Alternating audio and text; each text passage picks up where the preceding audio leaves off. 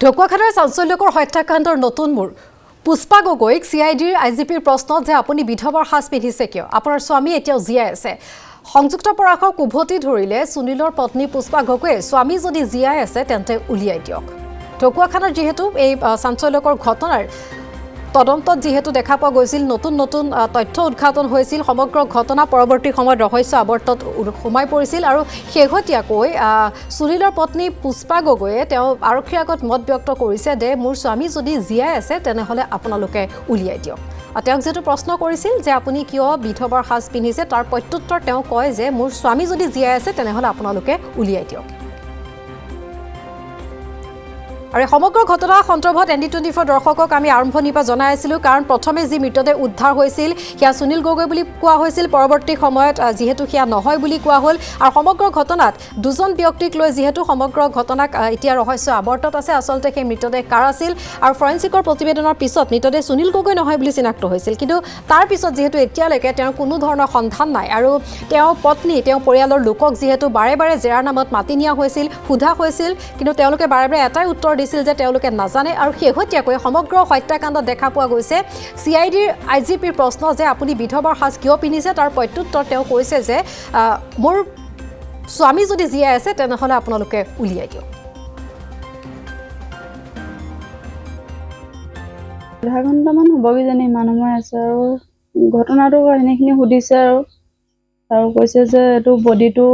সুনীল গগৈ নহয় জাহাংগীৰহে হয় সেইটো কাৰণে আপুনি বিধৱা সাজ কিয় পিন্ধি আছে বুলি কৈছে কৈছো যিমান দিলো আমাৰ নীতি নিয়মৰে আমাৰ বডি বুলি আমাক সঞ্জাই দিলে আমি হেমতে সকলো সমাজৰ কামখিনি কৰি আমি এই ড্ৰেছ পিন্ধি আছো এতিয়া তেনেকৈ কৈছো নহয় আপোনাৰ মানুহজন জীয়াই আছে বুলি কৈছে তামোলো জীয়াই আছে যদি বাইদেউ উলিয়াই আনক তেওঁ কৈছে এজন মানুহ বিচাৰি পাবলৈতো টান ৰাজ্য মানুহ এজন আমি যিমান পাৰো চেষ্টা কৰি আছো বুলি কৈছে এতিয়া মোৰ কথা হ'ল কি জীয়াই আছে যদি আমাক তেওঁলোকে যিমান দিনৰ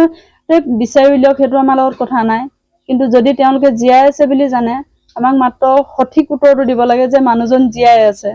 আমি তেতিয়াই সুখী হ'ম মানে কিবা এটা উত্তৰ পাব লাগে তেওঁলোকে মানুহজন যেতিয়াই উলিয়াওক আমাৰ তাত ক'বলগীয়া নাই কিন্তু আমাক সঠিকভাৱে আমাৰ দৃঢ় বিশ্বাসে আমাক ক'ব লাগে যে মানুহজন জীয়াই আছে সেইটো কথা আমাক ক'ব লাগে মানে আপোনাৰ জীয়াই থকা বুলি প্ৰমাণ লাগে মোক প্ৰত্যক্ষভাৱে কৈছে ন বগা সাজ পিন্ধি থাকিব নালাগে হয় বগা সাজ আপুনি কিয় পিন্ধিছে পিন্ধিব নালাগে এইটোতো সুনীল গগৈ বডি নহয় জাহাংগীৰৰ বডি বুলি কৈছে সুনীল গগৈ জীয়াই আছে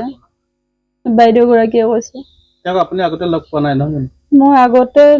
এনে আহিছে বুলি গম পাইছিলো কিন্তু মই মুখামুখি হোৱা নাছিলো তেওঁ আজি হৈছো তেওঁলোকৰ যি কথা বতৰা মানে কৈছে যে তেওঁ সুনীল গগৈ জীৱিত আছে হয় এই কথাষাৰ মানে আপোনাৰ প্ৰতিমন যাব বিচাৰিছে সেইটো এতিয়া সেইকাৰণে মই কওঁ মানে মই সেইটো কাৰণে কৈছো মানে আমাক কিবা এটা প্ৰমাণ দিয়ক মানে যাতে জীয়াই আছে মানুহজন সেই প্ৰমাণটোৱে আমাক লাগে সেইটো কাৰণে আজি আমি ইমান দিনে আছো তেওঁলোকে যদি জীয়াই আছে বুলি জানে আমাক প্ৰমাণটো দিয়ক মানুহজন যেতিয়াই উলিয়াই যি কৰে সেইটো কৰি থাকিব কিন্তু আমাক প্ৰমাণটো দিয়ক নমৰা মানুহ এজনৰ ডেড বডি আপোনালোকক কিয় দিলে সেইটোৱে কৈছো মই আমাকতো ডেড বডিটো আমাক সঞ্জাই দিয়াৰ কাৰণে আমি সৎকাৰ কৰি সকাম কৰিলো তেতিয়ালৈকে DNA ৰিপৰ্টটো অহা নাছিলে সেইটো কাৰণে আমিও গম পোৱা নাছিলো বুলি কৈছে ৰাখি দিব লাগিছিল তেওঁলোকে সেইটো এতিয়া সেইবোৰ এতিয়া একো বুজি নাপাওঁ মানে কি কৰিছে আমাক কি কৰিবলৈ কলৈ নিবলৈ বিচাৰি আছে একো বুজি নাপাওঁ আপুনি কিবা সন্দেহ প্ৰকাশ কৰে নেকি গোটেই বিষয়টোৰ মানে আগৰ পৰাতো কৈয়ে আছো এইটো ইমান দিনেতো হৈছে কিবা এটাতো সন্দেহ আছে কাৰণে আজি ইমান দিন কেছটো লাগিছে কাৰণ কিয় ব্যক্তিগতভাৱে হোৱা হলে হয়তো সোনকালে ওলালেহেঁতেন কিন্তু এইটো গোটেই ৰাজহুৱাভাৱে বুলি ক'ব লাগে